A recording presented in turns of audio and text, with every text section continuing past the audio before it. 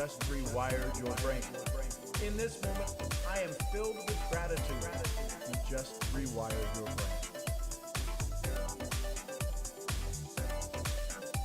So I ask you, is today the day you've had enough? Is today the day you say, I am more than my own story. I am my own creation. I choose more. I choose great. I choose All right. great. Hey, good morning, everybody. Welcome to the Think and Grow Rich conversation. My name's Sean Murphy. I'll be your conversationalist for the next little bit. You know, in this book, Think and Grow Rich, can't quite see the title of it. I've handed this out to a few people, a few dozen folks over the last few years. And I just was listening to Hill again, Bob Proctor's conversation. His legacy video was launched yesterday, was released yesterday. Maybe you saw it, maybe you didn't. And he's got an incredible program that's available with that. $295 a month. Normally it's $497 a month. So that's pretty powerful. And one of the things that Bob read every single day, and for 60 plus years, he read every single day and he worked from it and he taught from it, was the book Think and Grow Rich. Now I have my first copy. There it is. My first copy that was given to me some 30 plus years ago. And this is what happens when the dogs get a hold of it. And this is one of the, well, this is the original book that I was received. My dad had given it to me when I was 17. And the copyright on this one is from, I think it's 1960, copyright edition 1960. So I keep this. There's some notes in it. There's some writings in the margins. This was back when I was still had come out of school and you didn't write in books, right? You didn't write in textbooks. Now this one is a lot different. So I want to go over this with you because it's just extremely valuable. And it's a tool that's available to everyone. Audio, the Audible, all of it's available. And for whatever reason, it just doesn't seem to stick for some folks. So hopefully in the conversation we have, something will jump out at you, right? It says in the preface of the book, no fewer than 100 times has the secret to success been revealed in these pages. Your job is to be ready for it and receive it. And when it does, when it leaps off the page and you get it, stop and turn down a drink, because from that moment on, your life will never be the same. And I hope that moment happens while we're having these conversations about Think and Grow Rich. So in the preface of this book, there's some preface, but there's a part to where my notes really start to go a little crazy, right? And that's where I want to start with you. I want to share with you what I get out of the book, what I've gotten out of the book, how it's served me, how it's helped me create unimaginable success. And it's all about literally thinking and growing rich and looking at our signal and looking at our conversations that we have with ourselves. Think and Grow Rich famously alludes to a great universal truth or secret that is a force behind the book's 13 principles, the understanding of which will virtually guarantee a person the achievement they want. Now, it's bold to say that if for the last not quite 100 years, but almost 100 years, he's been definitely working on it, that this story was beginning with Hill and Carnegie and all of the greats that he started to interview. If that guarantee wasn't there would be people who would read this and say the guarantee doesn't work. The reason people don't say the guarantee doesn't work is because it actually does work, right? Wallace D. Wattles in his book, Science of Getting Rich, says, I dare you to follow this information, because if it works for one, it can work for all. And that's the thing that this book invites you to as well. It can work for all of us. As Hill does not actually spell it out, this has kept readers guessing for decades and even has led to entire books being written that purport to reveal the secret. Hill's reasoning was that the person needed to be ready for it. Yet when they are, he wrote, this secret would leap out from the book's pages as if obvious. The secret was first suggested to him by Andrew Carnegie, yet Hill himself later felt it confirmed through his interviews with hundreds of other achievers, the great majority of whom were self-made. These men had not only built great fortunes and distinguished careers from scratch, to do so, they had to consciously remake themselves. Now, I have that circled, and themselves is italicized. So Carnegie had told Hill that the mind was the true source of infinite power. And indeed, as Hill points out in the book, the example of Gandhi had shown that a single individual's strong belief could move whole nations. Yet this truth depended on a vital distinction. Hill was clear about the difference between mere wishing and hoping and belief. While a wish or hope is experienced as something external, belief is a part of you. And therefore, you cannot stop its shaping of your reality. I'm going to say that again. While a wish or hope is experienced as something external, this is still in the introduction. A wish or a hope is external. A belief is part of you. And therefore, you cannot stop the belief's energy, its shaping of your reality. Most people never appreciate that by consciously creating new beliefs, most people never appreciate that by consciously creating new beliefs that they can create the reality they want. So what exactly is the supreme secret? 3 years before he died, Hill published a book called Grow Rich with Peace of Mind, 1967. In one of the later chapters, it states clearly, anything the human mind can believe, the human mind can achieve. Underwhelming? Was that underwhelming? That's what it says in the book. Underwhelming, question mark. Not if you consider the implications. Hill was saying that there were no limits to what a person could do, and history had proved it so thousands of times with stories of remarkable people. So here are the notes on my page. Here are the notes on this page, just on this page that I added to it. What are your core beliefs about money? You may want to take these notes down, because when you get answers to these, when you do the deep self-introspection on these, not just be sitting in a church like this is a gospel, like this is a homily, like this is a sermon. When you start to do the work, you'll be amazed. So what are your core beliefs about money? What are your core beliefs about love? About family? How about your 6 pillars? Right? What are your core beliefs about it? Well, I don't know. That Jim Rohn would say would be a clue. So that's one of the that I have. What are your core beliefs about the opposite sex, about work, about bosses, about business partners? What is your belief about these? You have a belief about all of them. You can't ever say, I don't have a belief about them. You may call it an opinion. Your opinion is your belief. Can we establish ways to create a baseline to move from? So you're currently in a position. You are currently in a status. You are currently in a flow. The question I would ask you, is this the flow you desire? And if it is not, you have to leave the river.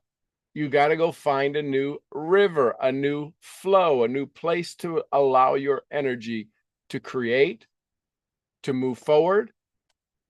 You'll see, some of you that have been part of the mastermind, for the last year, you'll see that there's people who are still in the same flow, same river, same stuff, same happened to them. The months keep moving, same stuff keeps happening. They refuse to remove themselves from their flow. They refuse to believe they have any influence over their outcomes. It's simply the case. So the question then becomes, are you willing to change the way you look at things? Are you willing to do things differently? It's not about doing certain things. Wallace D. Wattles would say it's about doing things in a certain way. Here's some other notes. Belief versus wishing. What would be your definition? How would you define a belief? How would you define wishing? This is on one page. This is on 4 paragraphs. Your success, is it overwhelming or underwhelming? If it's underwhelming, then you've got to look at things differently.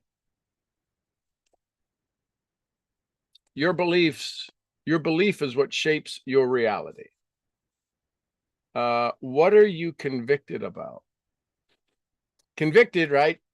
I don't want to get a conviction against me, right? We're thinking about jail time. We're thinking about getting a judgment against us.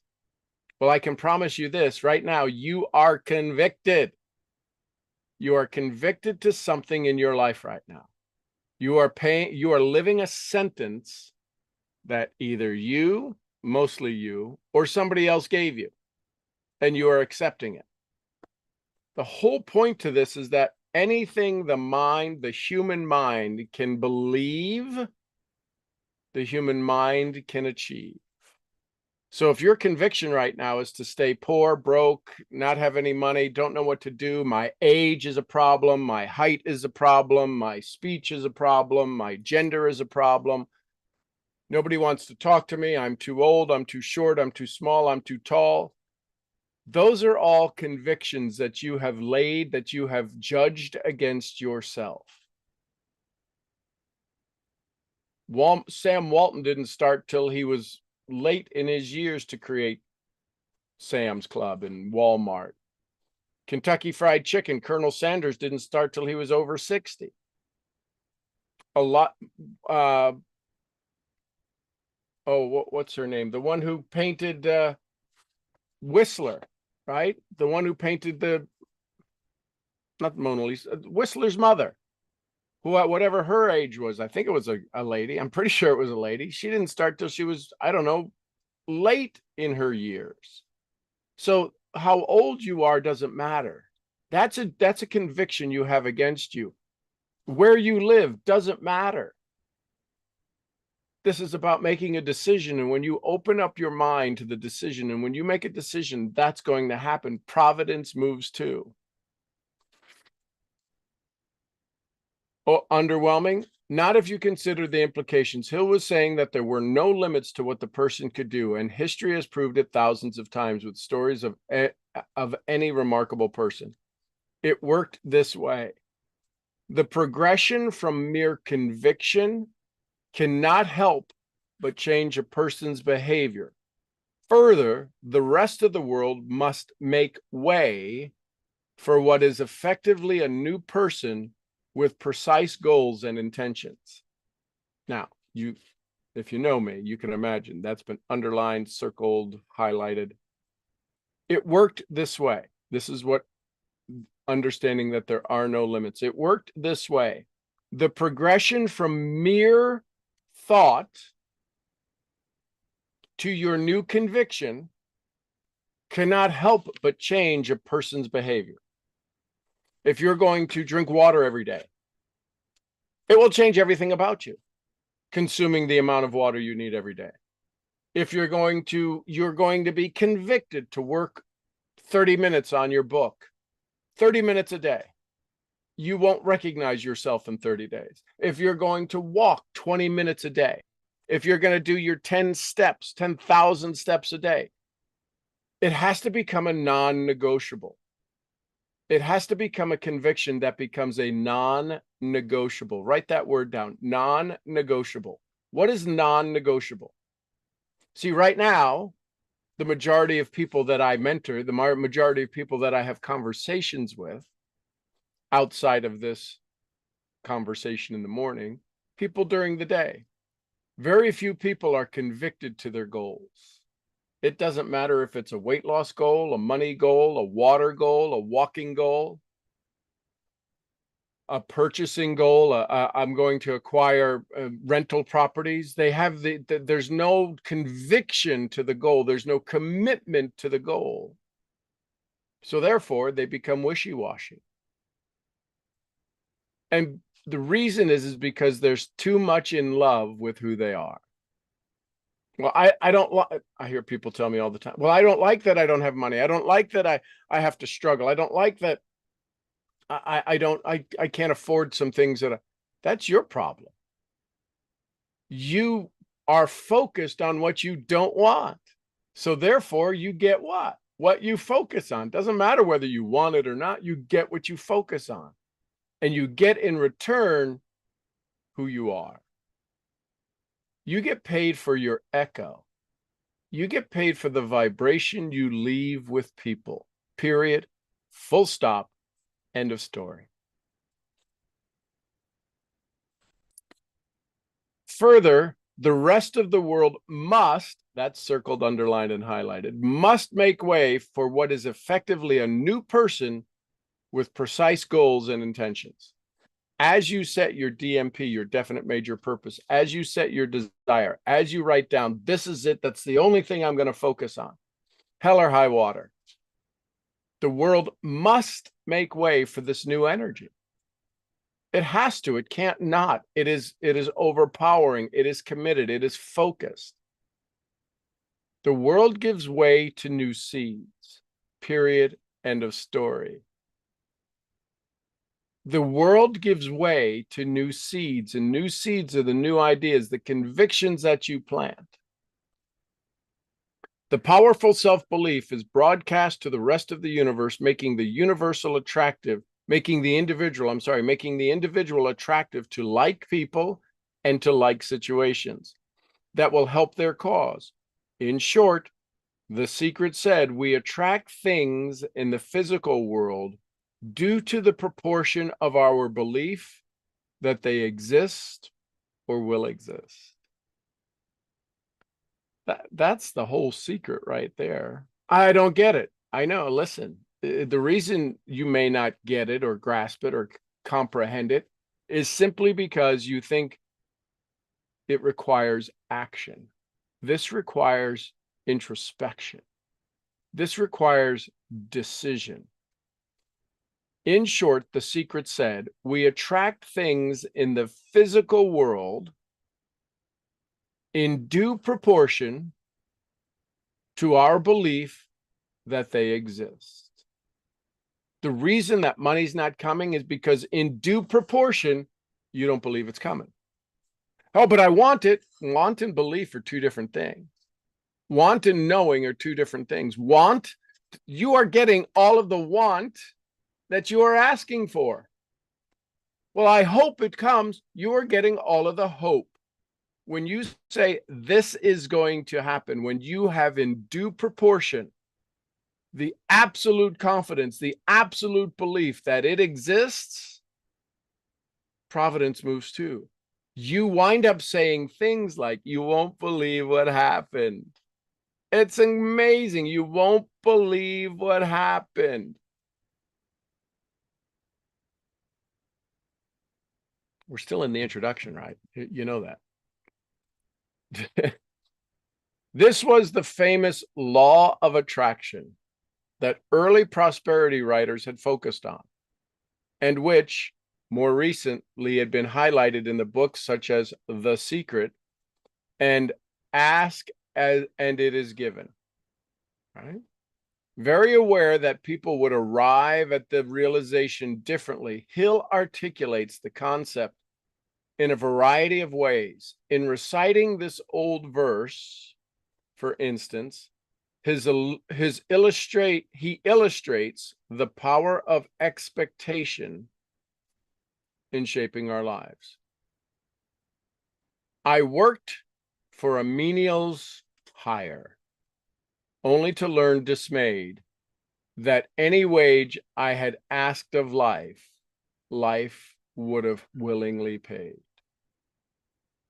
I worked for a menial's hire, menial meaning like I worked for minimum wage. I worked for the lowest of the low.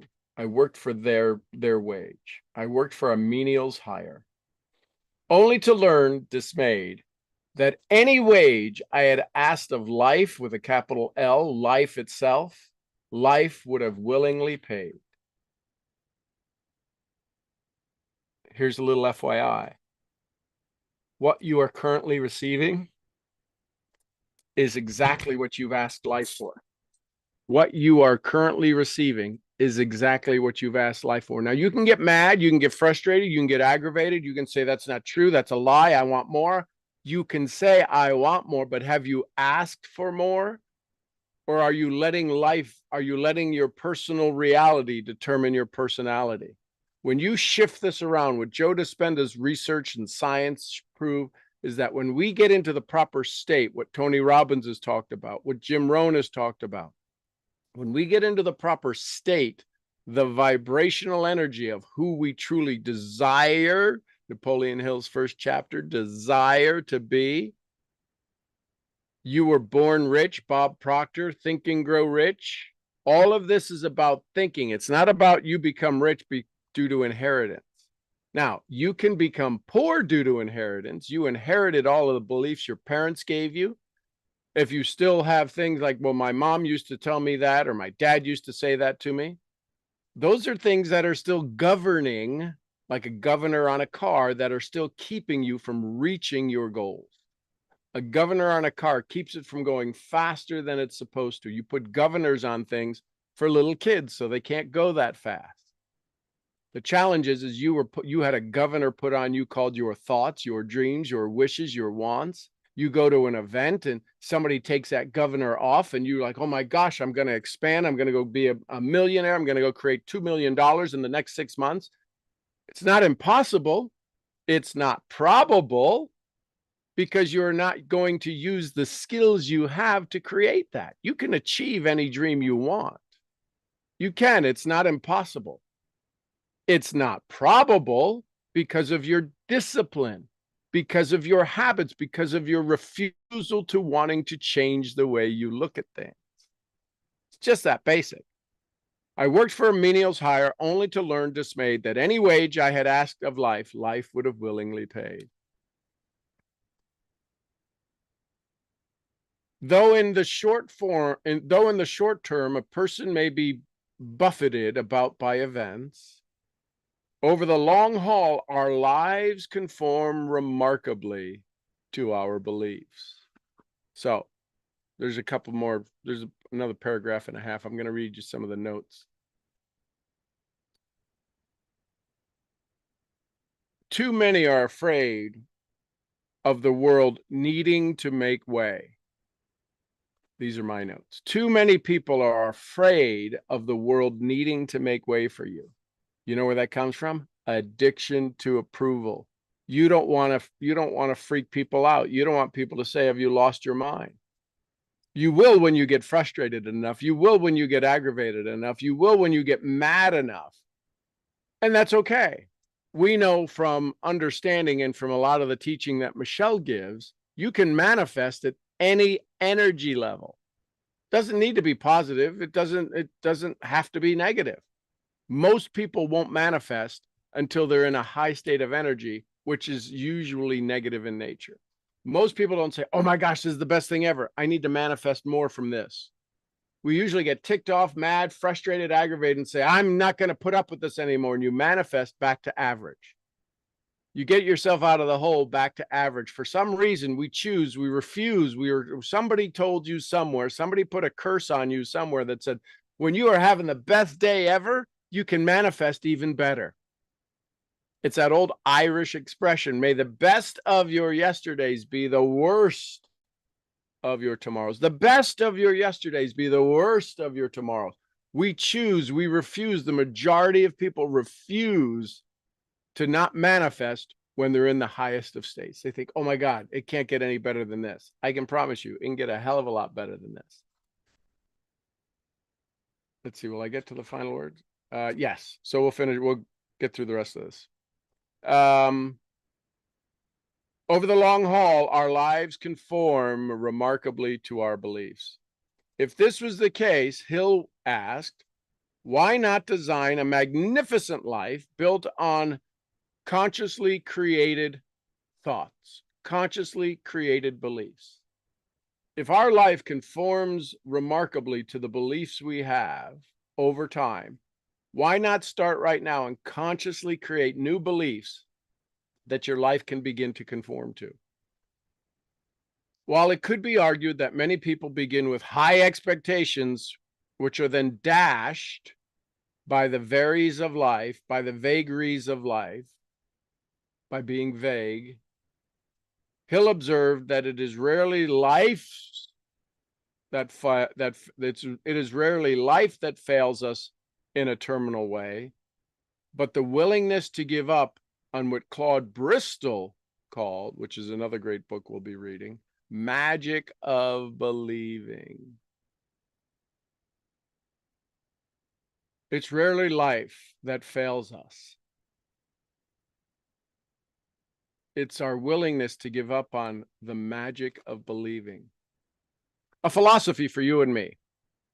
Do you know why you succeed? That's a question. These are in my notes. Do you know why you succeed? Would you agree that life would improve greatly if you were able to use the universal laws of the universe to better you and to give you more advantage? The laws exist. If they exist for anyone, they exist for you. So here's a philosophy for you and me. This is from the book.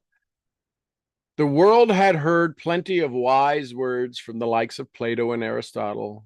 Carnegie had told Hill. But what the average person needed was a philosophy to help them succeed. Throughout his life, Hill insisted that his work was not just a method or a system, because it sought to answer the deeper question of why some people succeed and others fail. Applying success methods alone, he warned, will be like building on sand. Instead, the goal of his writings was to get a person to first fully understand themselves, and secondly, to appreciate how they become more effective within the context of the immutable laws of the universe. New readers of Think and Grow Rich are often surprised to the extent of the metaphysical or the spiritual concepts. Yet it is these buttresses Hill's claim that this book was indeed a philosophical work. Of course, its chief aim was to advance and enrich its readers, but as Max Weber demonstrated in his famous essay, spiritual and material goals can go together. Not only this, but combining them was part of the American way of life. Final words. Hill's thought was the result of many influences. There was a Baptist upbringing, his stepmother's emphasis on education and the intellect, Andrew Carnegie and the other great figures of the time, new thought writers of such era as William Walker Atkinson, Charles F. Hennell, Frank Channing Haddock. Those writings mixed spiritual truths with law of attraction materially, and even the ideas of the French hypnotist Emile Coué. I'm not sure how you say the last French name. My apologies to the Coué family, or however it's said. Whose concept of auto-suggestion, that is one of the underlying fundamental blockbuster secrets that most people never pick up on, called auto-suggestion. We call it self-talk. Auto-suggestion. Auto-suggestion for healing and self-confidence, Hill deployed as one of the 13 principles. To this, we must add Hill's considerable business experience. Do you realize when Hill wrote this book, Think and Grow Rich, he was about as poor as you could be? He had multiple multi-million-dollar failures in today's economy, multi-million-dollar failures, things that divorce. He was not the poster child for Think and Grow Rich as he was crafting and creating and developing and acquiring the content of Think and Grow Rich. He applied it when those disasters happened, and still today, it's one of the most sought after business books. There were moments in life that you would never have spent a second with Napoleon Hill because of his current listing as failure, as defeated. To this, we must add Hill's considerable business experience. He was a genuine entrepreneur who had bootstrapped numerous enterprises, and like many of the readers, he had also been a salesman and a manager. His career, replete with many failures as successes, had made him search even more keenly for business and personal principles that would stand the test of time. Though some of the language may seem quaint, and many of the subjects of his research are no longer household names, the actual principles behind Think and Grow Rich have not dated and continue to inspire. Indeed, Hill's notion that all wealth begins with an idea is perfectly aligned with the knowledge economy, which is what you're in, that we live today. On a more personal note, Think and Grow Rich is a vital reminder that we are not another person, that we are not another person. Reminder that we, not another person in our place, have the power to make our ideas real. Rather than empty motivational talk, the ability to dream, believe, and create is the basic to being human, and it is our greatest privilege. Tom Butler Bowden, 2009. So, that's just part of the introduction. Thoughts, comments, questions? What'd you learn? What'd you like? What's your takeaways? Powerful book. Good morning, my friend. Good morning, Mr. Bob Kane, Horseman. I'm excited for this. I've read the book. I've read the book again. You've shared wisdom from it many times, but this feels different somehow. Good. I'm excited for that. And I'm excited and grateful. I love it. I'm excited too. It's gonna be a good read. I think, it's one of those things. How many times should you do something? Until. Yes, sir. It's time. This is an until moment. Yep. It's time. We've paid our dues. It's time. I agree. Awesome. 100%. Let's roll. Let's roll, brother. Let's Okay. saddle up. There you go. I love it. Love it. Love it. Thank you. Love Thank you. you. Bye. Who else? Anyone else? Thoughts, comments, questions, takeaways?